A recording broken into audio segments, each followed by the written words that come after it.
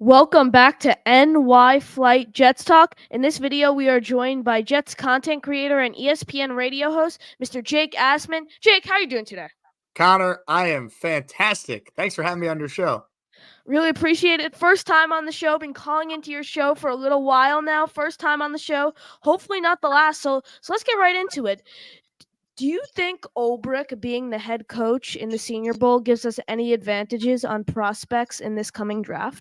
I think it does. I mean, anytime you get a chance to get extra time with draft prospects that other coaches, other executives don't get, I would think that is definitely an advantage for the Jets. I mean, the last time they coached the Senior Bowl, they had maybe the best draft they've ever had in franchise history. And Jeff Olbrich was on the coaching staff in 2022 when the Jets coached in the game. So I definitely see it being a huge benefit for the Jets, especially because you keep reading that the players at the Senior Bowl are really, really good along the offensive line, which is probably the biggest need on this team right now. So I think it's awesome that the Jets get that opportunity through Olbrich to get an up close view on some of these top prospects.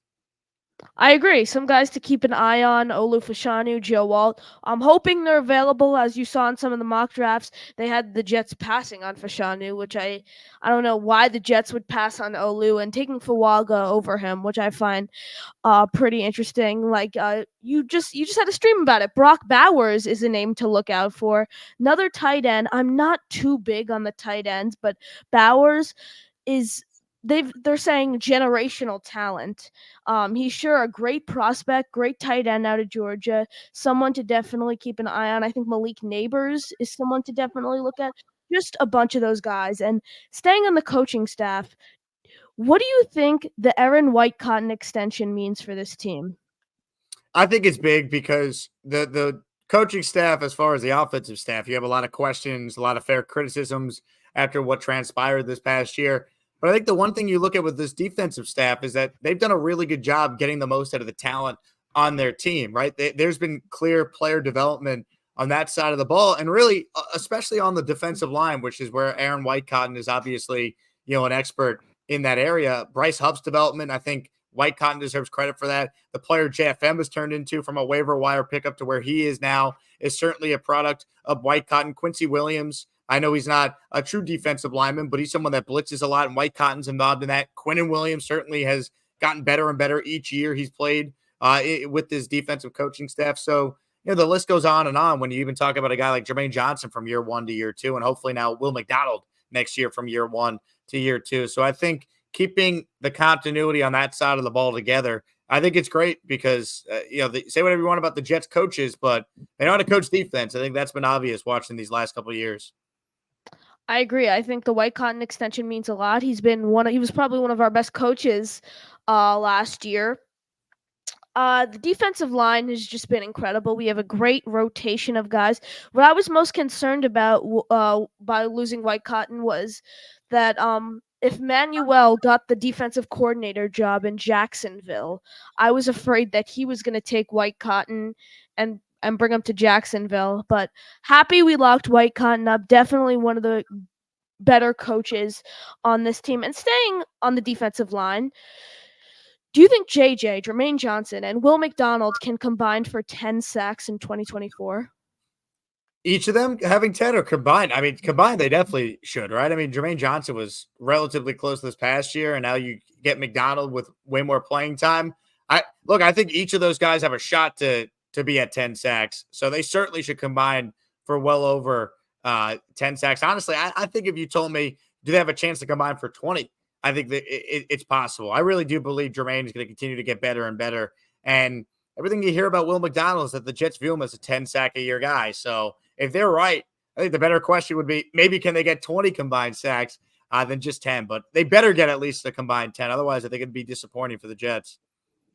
I agree. I mean, some people were not happy with the Will McDonald pick at 15. I mean, in my opinion, it was a panic pick with Broderick Jones, the Steelers trading for that pick, and Broderick Jones being taken the pick before us. I think Will McDonald's going to have a good year. I mean, you heard what Solomon Thomas had to say about him. Solly's huge on Will McDonald. I think defensive line rotation, though, is tough. I mean, if you look, Carl Lawson was inactive for most of the games this year, and he's a number one, not maybe not number one, but a two, kind of maybe three guy on most other teams in this league. So I mean, this defensive line is stacked.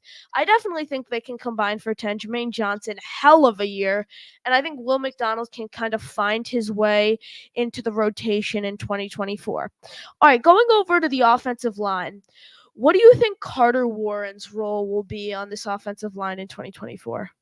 I think he's probably projected as the swing tackle if you look at it right now.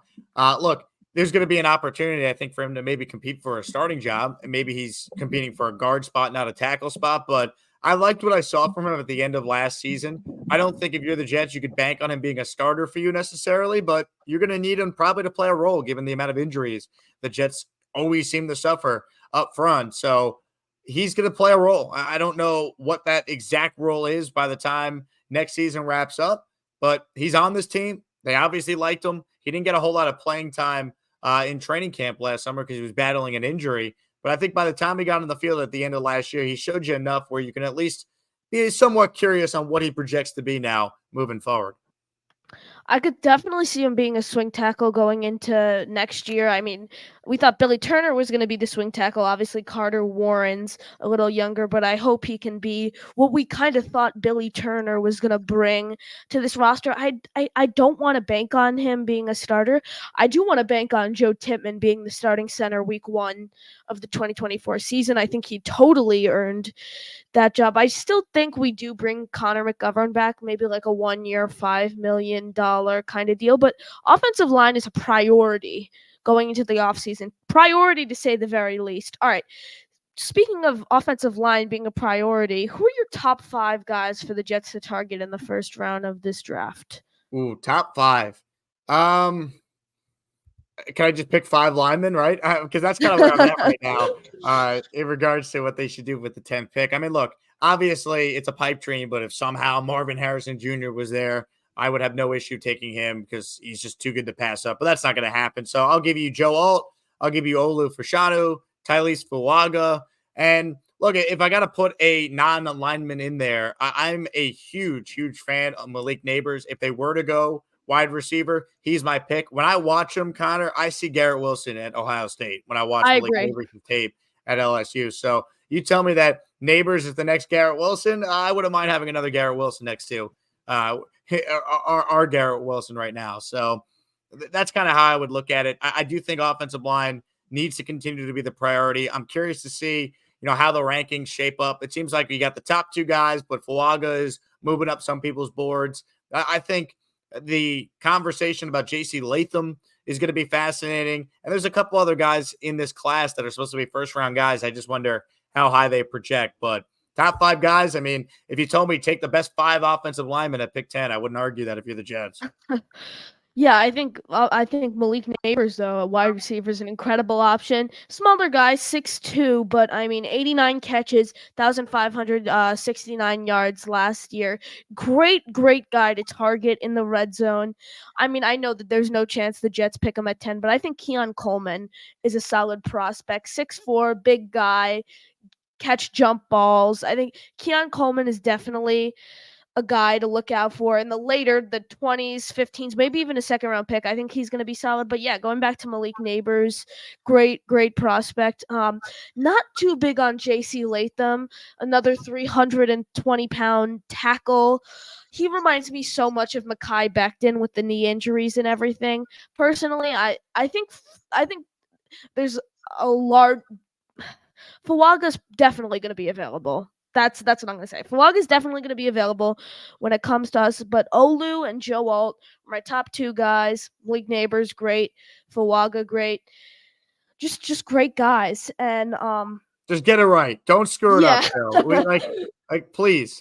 This draft is so important for the future of this team. Getting that pick right, that's the bottom line. If you come away with a great player there, the rest should figure itself out ideally. Can you realistically see the Jets going with Brock Bowers at 10? I guess I could because it feels very jet-like, right? Oh, you have all these needs on your Oh, offensive line, loaded tackle class. Oh, let's take a tight end. I mean, I get it. Bowers is more than just a tight end, but I have a tough time, at least right now, as we sit here and talk, feeling comfortable with the Jets being the team to take a tight end that high because it almost feels like it's a luxury pick. And they made that last year with Will McDonald over a receiver or an offensive lineman. So, I mean, could they do it? I guess they could. It's the Jets we're talking about, but I would be surprised. I don't think it's impossible, but I would be surprised. I agree. So I like the way I think about it is if you go to our tight end room. So Uzom is probably a June 1 cut. I'm gonna look at Ruckert and Conklin. Conklin is probably an average tight end in this league. Great pass catcher, has been very solid for the Jets. And then you look at Ruckert. I can't really grade Ruckert yet. Just I haven't seen him play enough. I think they can definitely sign a veteran guy. I mean, I'm not don't know much about this free agent tight end class, but some Jimmy Graham even maybe just to kind of fill that tight end 3 role. Maybe Zach Kuntz fills that tight end 3 role. I believe Kenny Abo is a free agent, but one of those guys definitely to look out for. But I think O line is definitely priority, and then wide receiver. I personally see them going heavy O line in the draft, and then addressing the wide receiver 2 problem in free agency. Everyone's been saying wide receiver 2 is a problem. I think wide receiver 3 is also another problem. Alan Lazard has shown he can't fill those shoes. Someone I like is Kendrick Bourne from the New England Patriots. Maybe bring him in a 2-year, $18 million deal, something like that. But yeah, offense, offense, offense. 100%. 100%. And like, if you're the Jets, you bring back basically your entire defense besides Bryce Huff under contract for next year. You got to go for it with this window. You weren't just bad on offense. You were 32nd in the league. If they load up on linemen and receivers, is any Jet fan going to complain given what we watched the last couple of years? Like it's time to act like a modern NFL team and invest premium resource after premium resource in your offense. I agree. I mean, if you look at Douglas's draft, other than 2022, they just haven't been competent. I mean, like the draft chart from Joe Caparosa that came out a couple months ago. I mean, that's just terrible. I mean, he had last year. Titman was an incredible pick, but McDonald, I mean, seriously, a defensive lineman with the 15th overall pick, there were talks he wasn't even going to be selected in the first round of the draft. It's crazy. Personally, I wanted them to go with JSN. I think a lot of Jets fans wanted them to go with JSN, but then they ended up signing Lazard, 4 years, $44 million, and we all know how that ended up. And to wrap things up, going back to this incompetent 2023 season, who is your MVP, Offensive Player of the Year, Defensive Player of the Year, and Coach of the Year from this 2023 Jets team? And the Coach of the Year can be any coach, position coach, anything from this team. Great question. Thank MVP you. is Zach Wilson. No, I'm just kidding. Um, MVP to me, it's either Quincy or it's Brees. Quincy won the Curtis Martin Team MVP award from his peers. I'll give it to Brees, right? Because I mean, Yeah. Brees was the entire offense coming off his ACL injury to have over 1,500 scrimmage yards, just insane. So I'll say Brees is my MVP. Offensive Player of the Year. We'll give Garrett Wilson that because we just gave Brees an award, but you really could give it to Brees. Defensive Player of the Year. Quincy, I'll give it to him. First team All Pro. We'll give it to Quincy. And then Coach of the Year. How about Brant Boyer? Give him some love. Special teams coordinator. Jet special teams were excellent this year. Xavier Gipson, as an undrafted free agent, won them a game opening night. You got tremendous seasons from Zerline and from Morstead. I thought the Jets' coverage on punt returns was excellent. So, how about Brant Boyer for Coach of the Year from the Jets? I love the Brant Boyer choice. Brant Boyer has been with the Jets for a very long time. And special teams for the Jets have, I mean, despite Braden Mann, they haven't really been terrible the last few years. Definitely agree with you. I personally, I'd give Quincy the MVP. I'd give Brees Offensive Player of the Year, and since we already gave Quincy MVP, I'd give Sauce Defensive Player of the Year, and then Coach of the Year. I was gonna actually go. I didn't think of Brant Boyer. I was gonna go White Cotton. I thought the defensive line was incredible. Brought him back on an extension. I mean, no one from the offensive staff deserves that. Um, but yeah, what were you staying on the offensive side of the ball? Wrap things up. What were your thoughts on the hiring of Titans former coach Tony Dews? Well, the Jets just want to hire every coach that comes from Tennessee. Perhaps there's this guy named Mike Rabel that's available who maybe you Yep. want to make him your head coach. So that was honestly my thought. Like Tony Dews as the running back coach, like Brees Hall was already good with whoever his running back coach ends up being. So I don't know. I think the coaching staff changes, if you want to call them that the Jets have made so far or will make are pretty minor. I'm just still shocked that they're running it back with the same offensive line coach, but it's the Jets, so Well, I yeah. guess we should expect pain and agony, Connor. Unfortunately, I know you're young, but you'll learn. Don't worry. The only clip I've ever seen during a game of Embry was week 3 against the Patriots on national television when Michael Carter was screaming at Embry. I don't know. I mean, he developed Brees. I don't know. What are your final thoughts, Jake? You could have developed Brees, Connor. I mean, he developed. That's like that. Nothing made me laugh more than when Robert Saleh at the end of the season is talking about all the young players who got a chance to play this year. He's like trying to find the positives from this debacle of the season, and he goes, Garrett and Brees got a chance to play, and I'm like, whoa, we don't get to point to the offensive rookie of the years from last season as like guys that got a chance to grow and play in year 2. Like, no, they were great last year. They didn't get great this year. They already were great. I don't know. The Jets coaches really annoy me, Connor. That's the problem. Yeah, Robert. What about Roger Saffold? How many snaps did he play on this team? I'm still wondering where he is. Is he a real person? Does he exist? I mean, nobody I knows. was well, yeah. Thank you so much, Jake, for joining us. Any final thoughts? Connor, you are awesome. Keep Thank you. pursuing what you're doing here on YouTube and always let me know what I can do to help you out because I'm a huge fan of yours. And Thank I you. love seeing your show blow up with all the awesome guests you've been able to have so far. So thanks for including me. I'm just thrilled I was able to make the cut. Thank you guys for watching. And as always, JETS Jets.